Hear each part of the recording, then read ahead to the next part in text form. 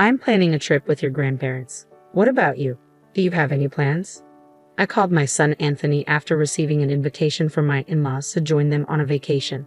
Well, I have practice. You all should go and have fun. Isn't this trip a bit out of the ordinary? Are you okay, Mom?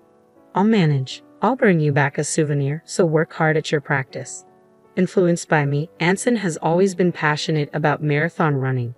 He even earned a college scholarship for it. Though his university is nearby, he stays in the dorms to save on commuting time and only comes home during long holidays. I knew he couldn't join the trip, but I thought I should at least ask. His response was exactly what I expected. My name is Flora, a 46-year-old working woman. My husband Steve is 4 years older than me and was once my boss. He is a competent man, and I respect him. After our marriage and the birth of our son, we built a happy family. Yet somewhere along the way, our relationship began to break down. The root cause? My husband's parents, especially his mother, who had a problem with me from the moment we got married and has been bullying me ever since.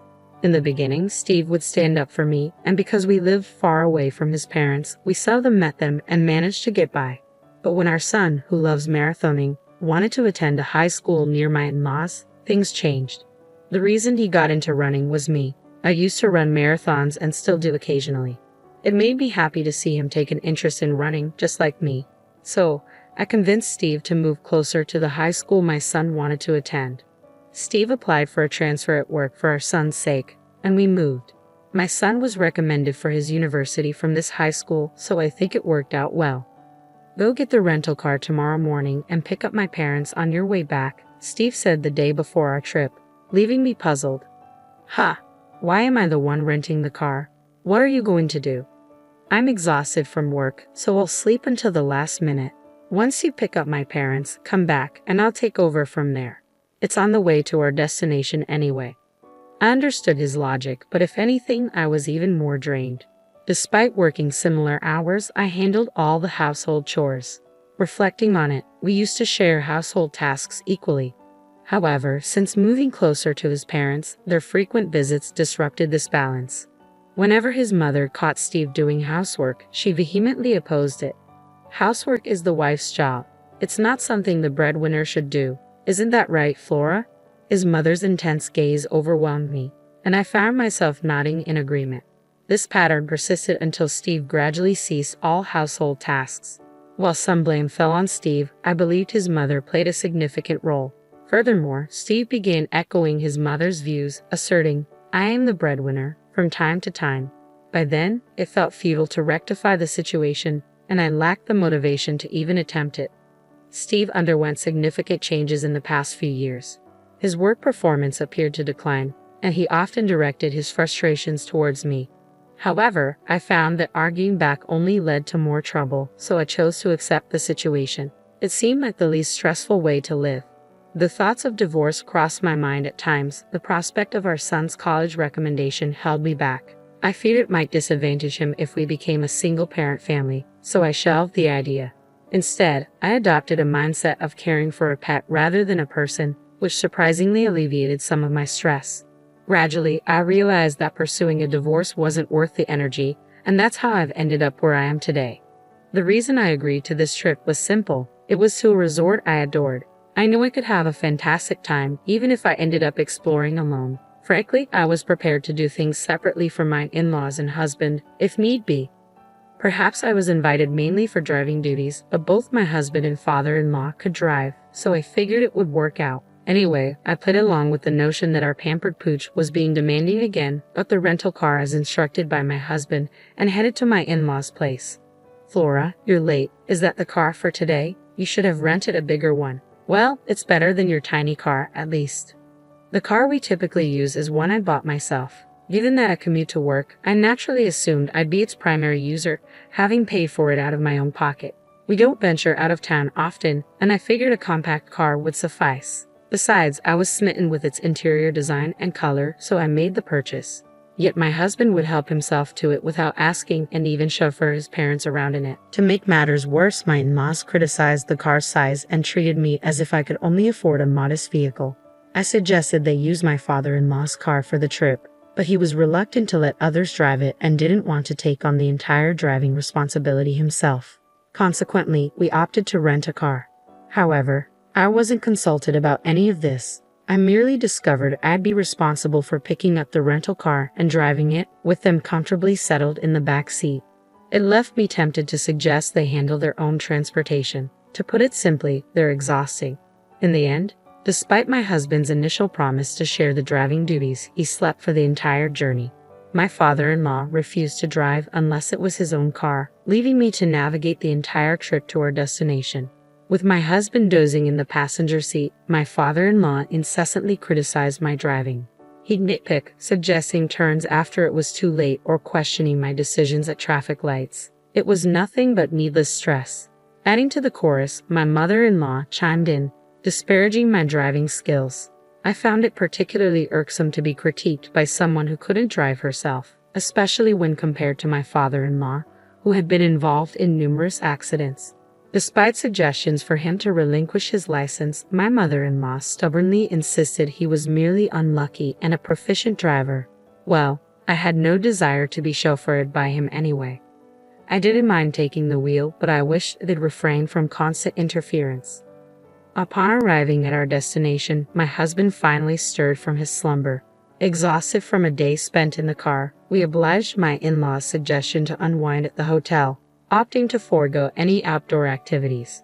I relished the opportunity to unwind, taking a dip in the pool and leisurely exploring the hotel grounds. It was a satisfying way to spend the day. Following a delicious dinner and a relaxing visit to the spa, I returned to our room to find my husband already fast asleep. I wasn't sure what my in-laws were up to in the adjacent room, but they were likely fast asleep. After enjoying a beer in our room, I settled into bed. When I awoke to the crisp morning air, my husband was still sound asleep. With some time before breakfast, I decided to take a leisurely stroll. However, upon my return, I was met with an unthinkable sight. My husband was nowhere to be found, and his belongings were missing too. Frantically, I searched the room and even attempted to reach my in-laws next door, but there was no response. At the front desk, I learned they had already finished breakfast an hour earlier than I had been told. It seemed they had left me behind.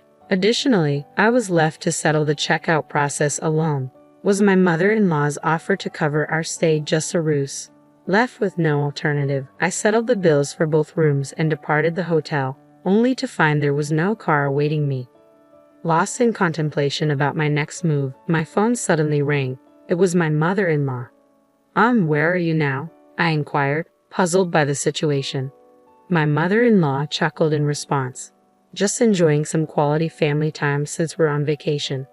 "Ah, I see. But then why didn't you all just go together from the beginning instead of leaving me behind?" I couldn't help but ask. "Well, Flora, you did express interest in joining us, didn't you? That's why we decided to bring you along," she replied casually. I recalled mentioning my desire to visit this resort while casually watching TV with my husband. Was that what he remembered? Typically, it would have been endearing if he recalled my casual remarks, but this time it felt like he used it to irk me. What's more, I was the one who did most of the driving to get here. Why should I be reminded that I was brought here by my mother-in-law, who neither drove nor contributed financially? Beyond anger, all I could do was sigh. "Fine then, let's go sightseeing as a family and head home afterward. You can do some sightseeing too, Flora, and then return. We're not sure how you'll get back, but you're quite adept at marathons, aren't you?" "Just run back," my mother-in-law taunted, her laughter fueling my frustration. "If Steve is driving, put me on speakerphone so he can hear me," I demanded, my anger boiling over. As soon as I made the request, it seemed my mother-in-law transferred the call, and my husband's voice filled the line. "Good morning. You were eager to come here, weren't you? Take it easy today, but remember we have laundry from the trip to tackle. Make sure it's washed by tomorrow morning," he chimed, sounding cheerful. But any warmth I once felt for him had dissipated. "Do your own laundry," I retorted sharply. "Hey, that's not a nice way to speak. As the breadwinner, I'm advising you to relax today. You should be thanking me," he replied. "Oh, the breadwinner. Don't worry, this will be the last time we see each other." "Well, you've mostly seen me asleep," I countered, my tone laced with finality. "What do you mean?" he asked, clearly puzzled. "We need to head back home today. There's laundry and house cleaning waiting for us, my husband declared. Yeah, that's exactly why I'm not going back, I responded firmly. What do you mean? His voice quivered with uncertainty. I'm filing for divorce. Remember 6 months ago when you told me you met your soulmate, your childhood friend, and you were planning to marry her? The one who moved back to your hometown after her divorce. I reminded him, feeling a surge of emotion. It had been about 6 months since I confronted my husband, sensing something was amiss, and he confessed. He had reconnected with his childhood friend and believed she was his true love. He wanted to divorce me and marry her to support her and her child as a single mother. He handed me the pre-filled divorce papers, but I couldn't bring myself to agree to end our marriage. We didn't speak for days afterward until he realized he needed my help with household chores. Eventually, he asked me to forget his previous words, but I couldn't simply disregard them, and I began gathering evidence of his infidelity. I found myself pondering whether Steve had orchestrated this trip to win me over. The conversation we had occurred roughly 3 months ago, shortly after I quit my job. As I voiced my thoughts, I could hear the surprise in my in-laws' voices on the other end of the speakerphone. It seemed this was the first they were hearing about their son's job resignation. I remember when you announced you were leaving your job.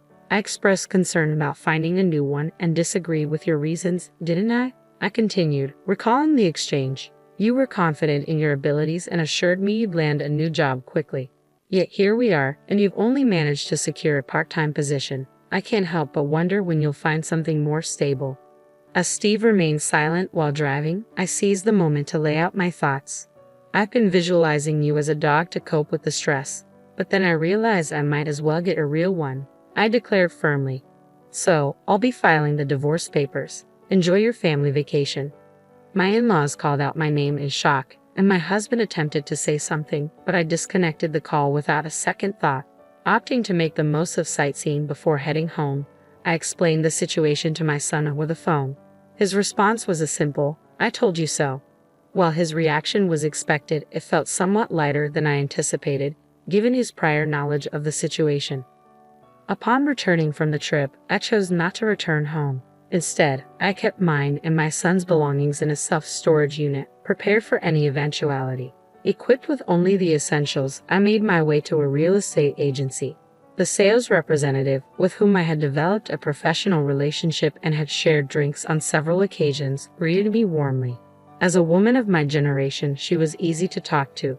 Over our drinks, I had confided in her about my husband and in-laws, and asked her to keep an eye out for available properties, just in case. That day, I signed a contract for my own place. With the security of my new home, I felt a sense of relief and proceeded to submit the divorce papers at the city hall, where the process proceeded without any issue. Finally, I decided to return the numerous calls my ex-husband had made. "Hello," I began, my voice steady. "The divorce papers have been accepted. We are now officially strangers." My husband's panicked voice reverberated through the phone. "Are you serious about the divorce? I ended things with her. It's just you now. You didn't like me looking at other women, right? Well, now I'm only focused on you. Please come back without any worries." But his words only elicited disgust from me. "Huh? What are you talking about? I never aimed to please you in the first place. And you didn't end things with her, did you? You were dumped because you couldn't find a job and you had no money, correct?" As it turned out, my husband's mistress was acquainted with the sales representative who had helped us find our new place. What a small world. She had listened to my husband's mistress's complaints about him, claiming to be his current girlfriend. Apparently, after he quit his job and started working part-time, she saw no reason to stay with him and ended things. But a fling is just a fling. I'll definitely be seeking compensation. That's correct. Even though they've split up now, the fact remains that he cheated, and there's evidence. Compensation. I already told you we broke up. It's just you now. At this point, I could only let out a sigh. So you're implying that now that you're single, you're considering another affair. I don't care what you do, but I'm through with being taken advantage of. You didn't even notice that your belongings were missing from the house because you didn't care, did you? I'm not returning, so dispose of whatever you don't need. With that, I'd ended the call. Despite this, my ex-husband continued to call me, and even my former in-laws reached out. But of course, I have no intention of returning to that house. My ex-husband still hasn't found a job, can't afford the rent, and has moved back in with his parents.